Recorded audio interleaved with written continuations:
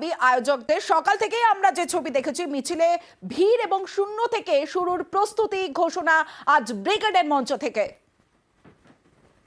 যে কথা না ইনসাফের বিরুদ্ধে ইনসাফের যে লড়াই, ইনসাফের যে কথা, সেই কথা ওরা বলেছে এবং ওরা আওয়াজ দিয়েছিল, আহ্বান জানিয়েছিল যে যৌবনের ডাকে জনগণের ব্রিগেড।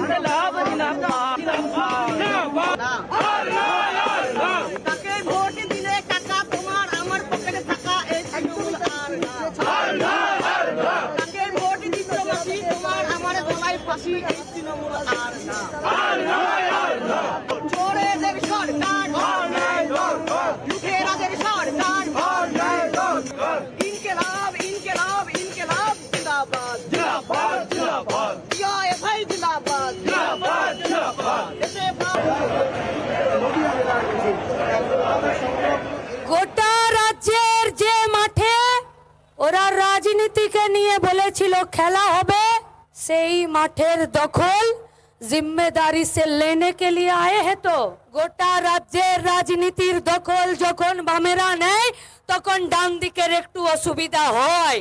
কোন গর্ধব অকাট মূর্খরা বলে বামপন্থীরা শূন্য, আরে उसका जीरो का भाव भी पता नहीं है।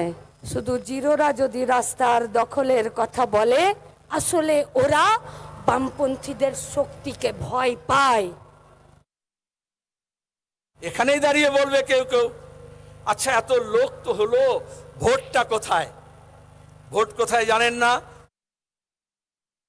বিজেপির ক্ষমতা থাকলে এরকম একটা ব্রিগেড করে দেখাক না। আমরা বলছি জনগণের ভরসা একটা ভোট হোক, এখানে একটা সমাবেশ বিজেপি করে দেখা। ওদের এক সময় ভাবনা ছিল যে এই ধরনের কথা মিডিয়ায় প্রচার করে সম্ভবত কিছু ভোট পাওয়া যায়, কিন্তু এই 50 দিনের ইনসাফ যাত্রা প্রমাণ করেছে যারা রাস্তায় থাকবে তারাই রাস্তার নেতা হবে। তৃণমূলের নেতারা এইটা কেন বলছেন না যে 21শে জুলাই যারা আসবে তারা যেন আর চুরি না করে? ওইটা যদি তারা বলেন তাহলে বাংলার মানুষ অনেক বেঁচে যায়।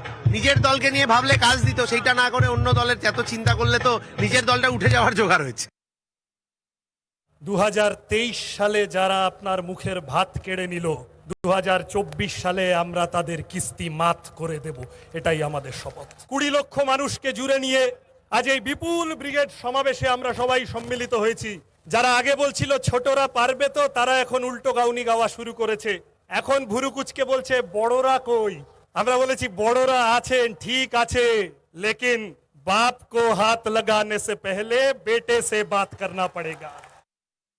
শূন্যের যে ভ্যালু আছে সেটা প্রমাণ হয়, একের পরে আপনি শূন্য বাড়াতে থাকবেন, তাহলে লক্ষ লক্ষ মানুষের ব্রিগেড হয়েছে এটা। সুতরাং এই ব্রিগেড আমাদের সাফল্যের ব্রিগেড।